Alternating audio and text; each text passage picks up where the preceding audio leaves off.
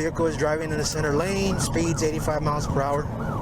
A Texas Department of Public Safety trooper in Rio Grande City, the state's southernmost tip, gets onto a Mexican cartel drug smuggler with a big load. Just rolled a standby. We're going to go southbound. The smuggler makes it to a designated escape route to the river and floors it. Got a flat tire.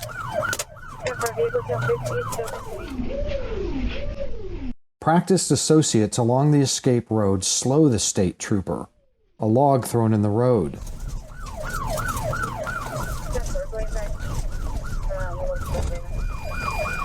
Gates slam shut behind the smuggler car. Too late for the troopers. A splashdown, and the smugglers get away with the drugs to try again, triumphant. But it's also a small victory for the people of Texas. This smuggler would have gotten his drug load through much easier, but for a massive state of Texas intervention in a significantly compromised federal responsibility for American border security. The state of Texas has rushed to fill what state commanders say would otherwise be vast, untended gaps in this broken section of America's southern border. U.S. Border Patrol is largely off that line now, since Democratic President Joe Biden welcomed in unlimited numbers of illegal immigrant families and unaccompanied minors. Did they hear that the new president was going to help them? Is that why they came now? Preguntan que si escucharon que si el nuevo presidente les iba a poder ayudar si venían para acá. Sí. Now, the typical Border Patrol agent spends their shifts processing and babysitting these migrants. And while they're at it, the drug smugglers, human traffickers, and criminal aliens who would pour through the gaps left in the line. And Trump's border wall, too, ordered to be unfinished.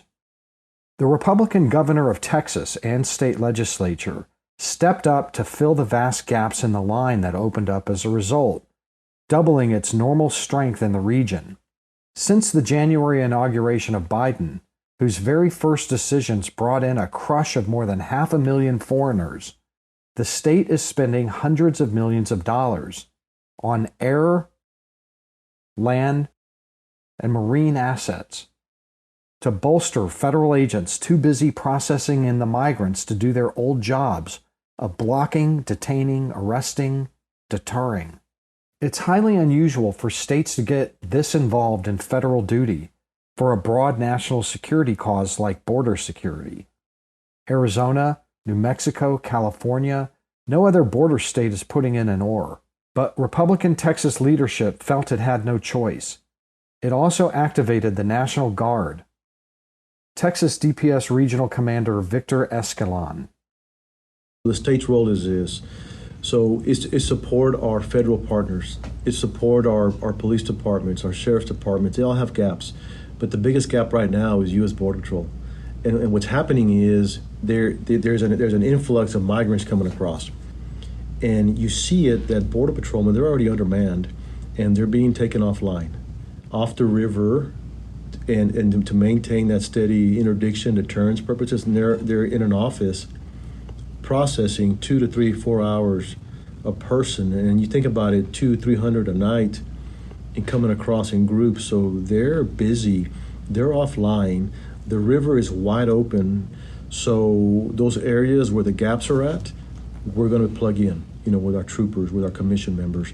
And our job is to find those criminals that are exploiting that opportunity because of the migrants.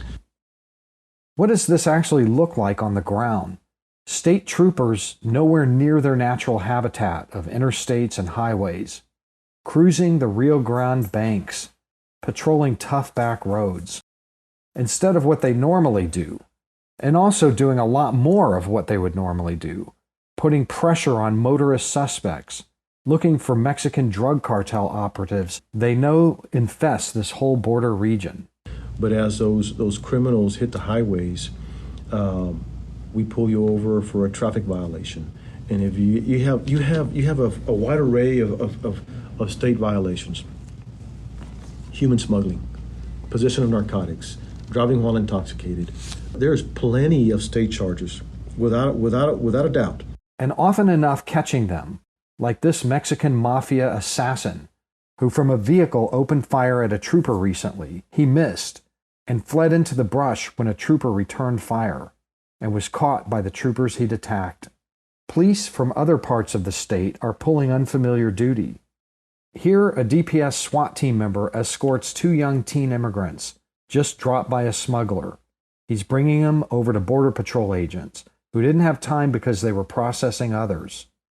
Regional Director Escalon says that in 3 months, Texas DPS troopers have turned over 30,000 illegal immigrants to Border Patrol. DPS is in the air too, with extra helicopters and fixed-wing aircraft. DPS Lieutenant Pilot Valente Rosas flew CIS on a 90-minute patrol. He explains the mission. We've brought extra helicopters, an extra airplane also, just to help with the amount of work that we have right now. Yeah, and that's also to increase it to, what'd you say, 22 hours? Yes, a 22-hour coverage. So the only gap, there is somebody on call, but there's a gap between 4 and 6 a.m. Others are neither driving nor flying. They're on the water. The Rio Grande. The boats have been on the water for several years already, but the crews are expanded now to put in extra shifts. They're looking for drug smuggling, cartel victims, immigrants in trouble. There's no telling how long the state will stay, but the investment is steep. It's costing $2.3 million a week just for the troopers, and another $6 million a month for the Texas National Guard. The last time Texas stepped up like this was during the Obama administration's border crisis. That time, Texas spent close to $800 million over several years. But the cost doesn't seem to matter to Texas. DPS is gearing up for what looks like a long haul. It's now expanding these operations to other beleaguered parts of the border, to El Paso and Del Rio sectors. Our main job is to assist our partners in those areas where the gap is at, but we also want to secure those areas. We want to make it secure and safe for the public, for the migrants, because in those migrants there's victims. So we want to help everybody. We want to make it safe. We want to. That's what it is at the end of the day.